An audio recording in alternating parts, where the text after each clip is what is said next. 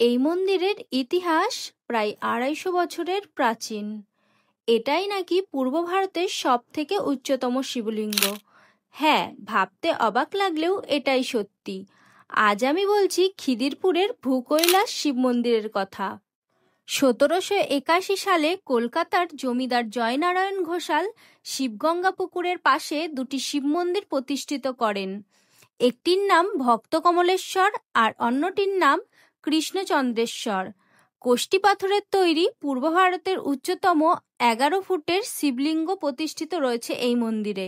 মন্দিরের ভিতরে দেখা যায় সেই পুরনো দিনের শিল্পকলা। দুটি মন্দিরের মাঝে বিরাজ করছেন নন্দী মহারাজ, আর এখানকার সন্ধ্যা আরতি অত্যন্ত মনোমুগ্ধকর। তাহলে আর দেরি না করে এই শ্রাবণ মাসে চলে আসুন বাবার আশীর্বাদ নিতে এই মন্দিরে। লোকেশন ক্যাপশনে। আর এরকম অজানা মন্দিরের সন্ধান পেতে বং এক্সপ্লোরার পূজাকে ফলো করতে একদম ভুলবেন না।